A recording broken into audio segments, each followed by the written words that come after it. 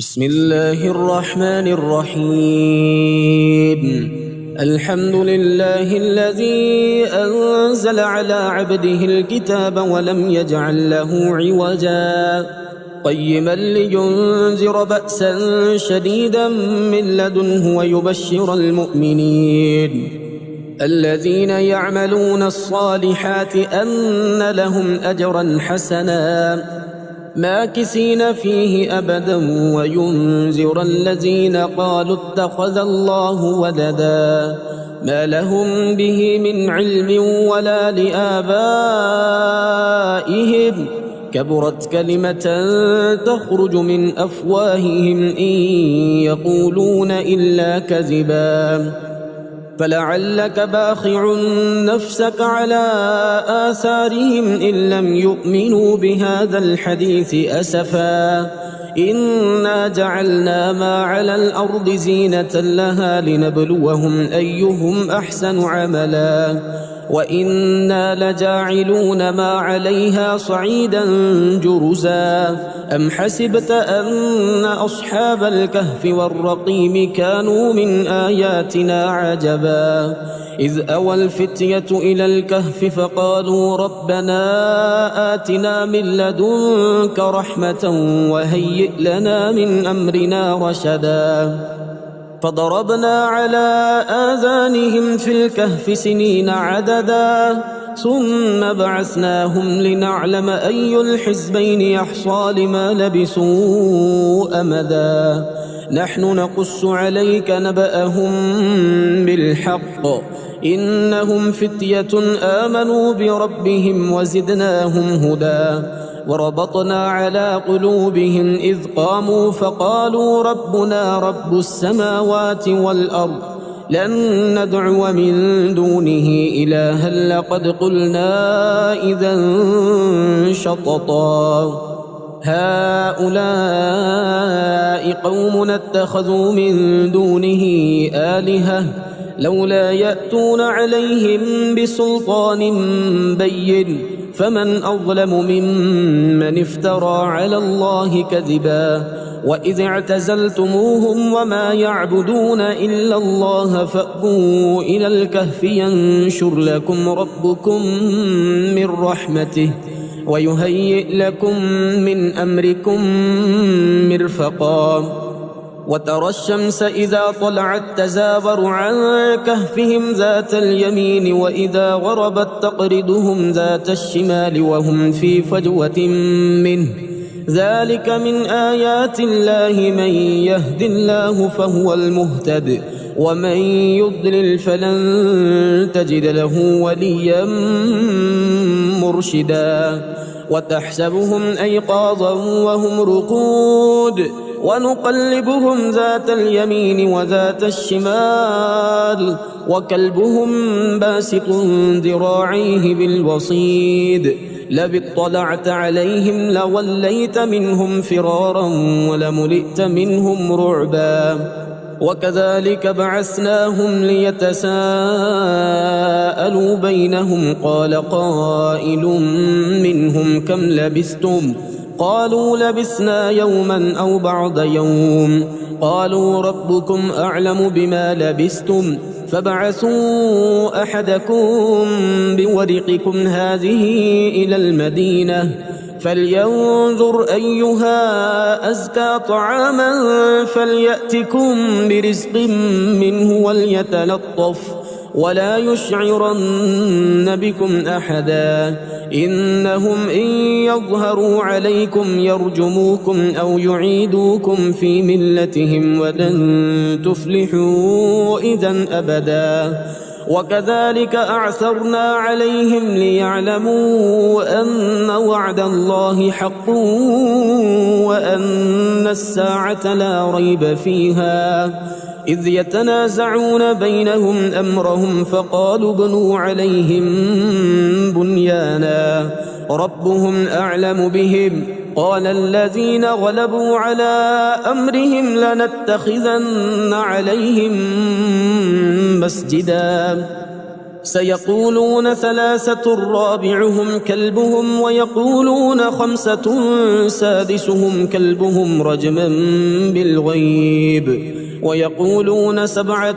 وثامنهم كلبهم قل ربي أعلم بعدتهم ما يعلمهم إلا قليل فلا تمار فيهم إلا مراء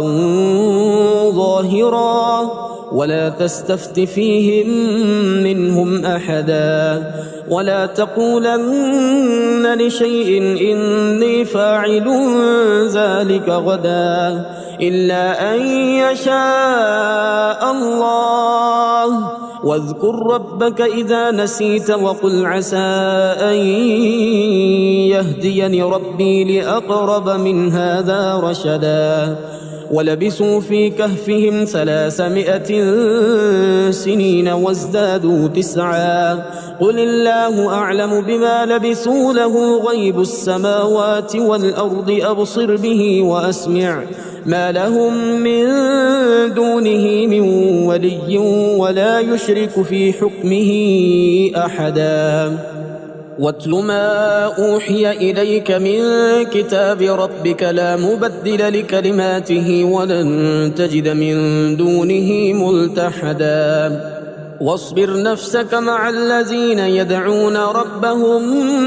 بالغداة والعشي يريدون وجهه ولا تعد عيناك عنهم تريد زينة الحياة الدنيا ولا تطع من أغفلنا قلبه عن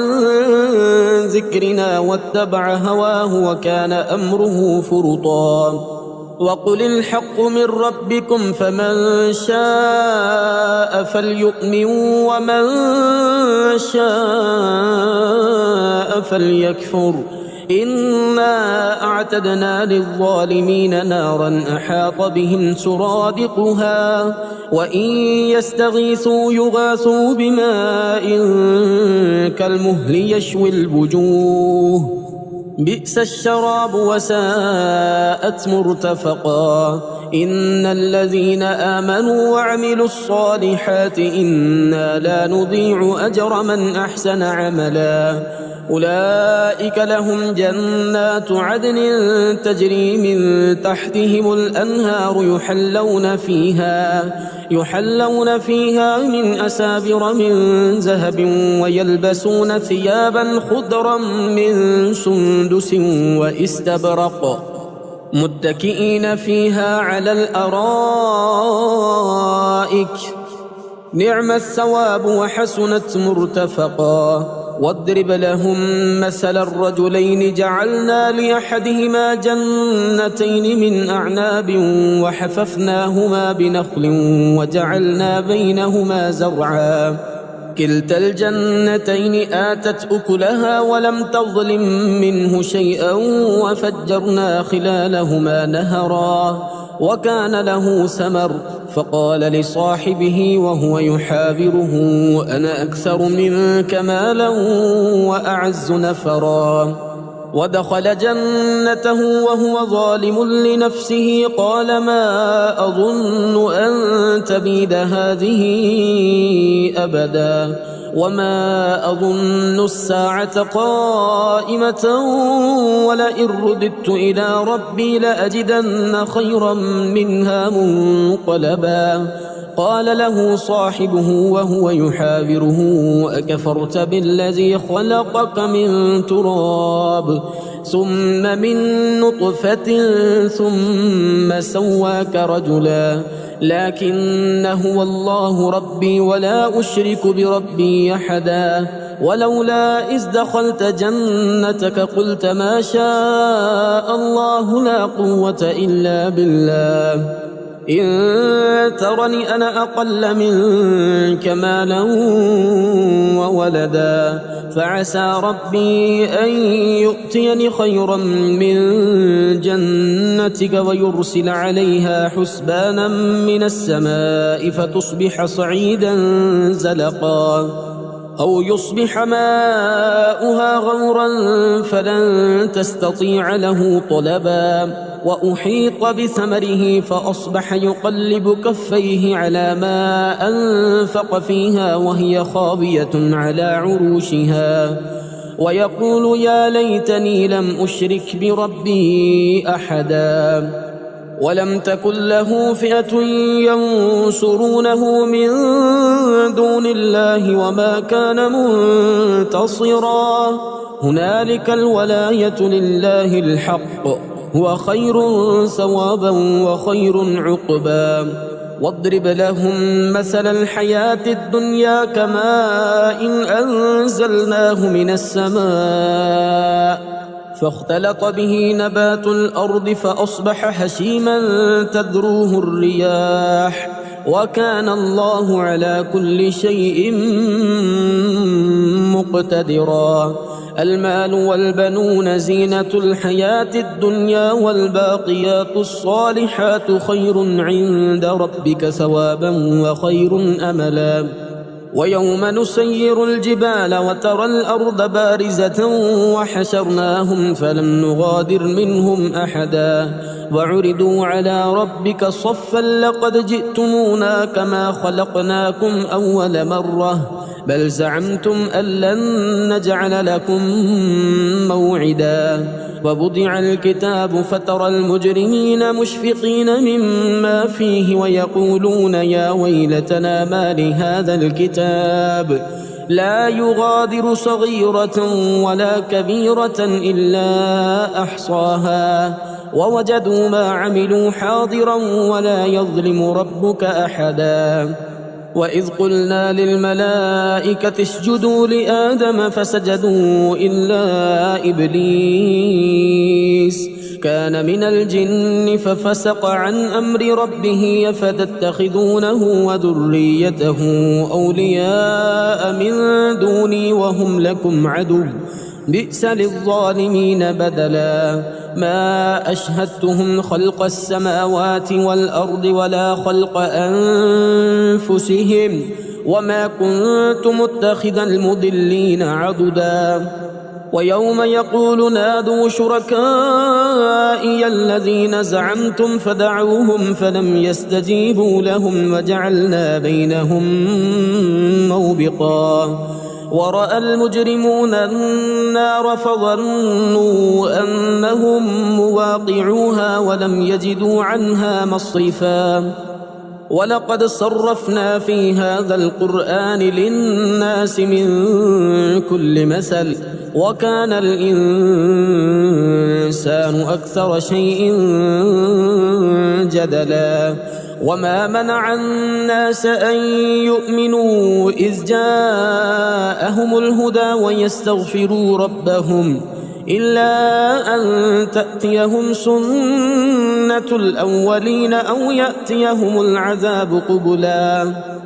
وما نرسل المرسلين إلا مبشرين ومنذرين ويجادل الذين كفروا بالباطل ليدحضوا به الحق واتخذوا آياتي وما أنذروا هزوا ومن أظلم ممن ذكر بآيات ربه فأعرض عنها ونسي ما قدمت يداه إنا جعلنا على قلوبهم أكنة أن يفقهوه وفي آذانهم وقرا وإن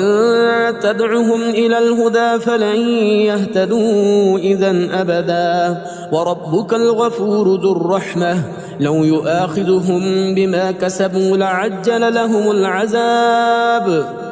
بل لهم موعد لن يجدوا من دونه موئلا وتلك القرى أهلكناهم لما ظلموا وجعلنا لمهلكهم موعدا وإذ قال موسى لفتاه لا أبرح حتى أبلغ مجمع البحرين أو أمضي حقبا فلما بلغا مجمع بينهما نسيا حوتهما فاتخذ سبيله في البحر سربا فلما جاوزا قال لفتاه آتنا غداءنا لقد لقينا من سفرنا هذا نصبا قال أرأيت إذ أوينا إلى الصخرة فإني نسيت الحوت وما أنسانيه إلا الشيطان أن أذكره واتخذ سبيله في البحر عجبا قال ذلك ما كنا نبغي فارتدا على آثارهما قصصا فوجدا عبدا من عبادنا آتيناه رحمة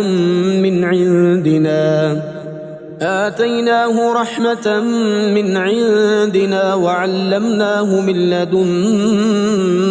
علما قال له موسى هل أتبعك على أن تعلمني مما علمت رشدا قال إنك لن تستطيع معي صبرا وكيف تصبر على ما لم تحط به خبرا قال ستجدني إن شاء الله صابرا ولا أعصي لك أمرا قال فإن اتبعتني فلا تسألني عن شيء حتى أحدث لك منه ذكرا فانطلقا حتى إذا ركبا في السفينة خرقها قال أخرقتها لتغرق أهلها لقد جئت شيئا إمرا قال ألم أقل إنك لن تستطيع معي صبرا قال لا تؤاخذني بما نسيت ولا ترهقني من أمري عسرا فانطلقا حتى إذا لقيا غلاما فقتله قال أقتلت نفسا زكية بغير نفس لقد جئت شيئا نكرا قال ألم أقل لك إنك لن تستطيع معي صبرا قال إن سألتك عن شيء بعدها فلا تصاحبني قد بلغت من لدني عذرا فانطلقا حتى إذا أتيا أهل قرية استطعما أهلها فأبوا أن يضيفوهما فوجدا فيها جدارا يريد أن ينقض فأقامه قال لو شئت لاتخذت عليه أجرا قال هذا فراق بيني وبينك سأنبئك بتأويل ما لم تستطع عليه صبرا أما السفينة فكانت لمساكين يعملون في البحر فأردت أن أعيبها وكان وراءهم ملك يأخذ كل سفينة غصبا وأما الغلام فكان أبواه مؤمنين فخشينا أن يرهقهما طغيانا وكفرا فأردنا أن يبدلهما ربهما خيرا منه زكاة وأقرب رحما وأما الجدار فكان لغلامين يتيمين في المدينة وكان تحته كنز لهما وكان أبوهما صالحا فأراد ربك أن يبلغا أشدهما ويستخرجا كنزهما رحمة من ربك وما فعلته عن أمري ذلك تأويل ما لم تسطع عليه صبرا ويسألونك عن ذي القرنين قل سأتلو عليكم منه ذكرا إنا مكنا له في الأرض وآتيناه من كل شيء سببا فأتبع سببا حتى إذا بلغ مغرب الشمس وجدها تغرب في عين حمئة ووجد عندها قوما قلنا يا ذا القرنين إما أن تعذب وإما أن تتخذ فيهم حسنا قال أما من ظلم فسوف نعذبه ثم يرد إلى ربه فيعذبه عذابا نكرا وأما من آمن وعمل صالحا فله جزاء الحسنى وسنقول له من أمرنا يسرا ثم أتبع سببا حتى إذا بلغ مطلع الشمس وجدها تطلع على قوم لم نجعل لهم من دونها سترا كذلك وقد أحطنا بما لديه خبرا ثم أتبع سببا حتى إذا بلغ بين السدين وجد من دونهما قوما لا يكادون يفقهون قولا قالوا يا ذا القرنين إن يأجوج ومأجوج مفسدون في الأرض فهل نجعل لك خرجا على أن تجعل بيننا وبينهم سدا قال ما مكنني فيه ربي خير فأعينوني بقوة أجعل بينكم وبينهم ردما آتوني زبر الحديد حتى إذا ساوى بين الصدفين قال انفخوا حتى إذا جعله نارا قال آتوني أفرغ عليه قطرا فما استطاعوا أن يظهروه وما استطاعوا له نقبا قال هذا رحمة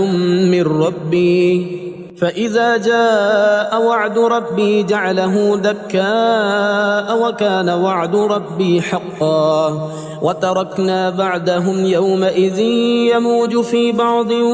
ونفخ في الصور فجمعناهم جمعا وعرضنا جهنم يومئذ للكافرين عرضا الذين كانت أعينهم في غطاء عن ذكري وكانوا لا يستطيعون سمعا أفحسب الذين كفروا أن يتخذوا عبادي من دوني أولياء إنا أعتدنا جهنم للكافرين نزلا قل هل ننبئكم بالأخسرين أعمالا الذين ضل سعيهم في الحياة الدنيا وهم يحسبون أنهم يحسنون صنعا أولئك الذين كفروا بآيات ربهم ولقائه فحبطت أعمالهم فلا نقيم لهم يوم القيامة وزنا ذلك جزاؤهم جهنم بما كفروا واتخذوا آياتي ورسلي هزوا إن الذين آمنوا وعملوا الصالحات كانت لهم جنات الفردوس نزلا خالدين فيها لا يبغون عنها حولا قل لو كان البحر مدادا لكلمات ربي لنفد البحر قبل أن تنفد كلمات ربي ولو جئنا بمثله مددا قل إنما أنا بشر مثلكم يوحى إلي أنما إلهكم إله واحد فمن كان يرجو لقاء ربه فليعمل عملا صالحا ولا يشرك بعبادة ربه أحدا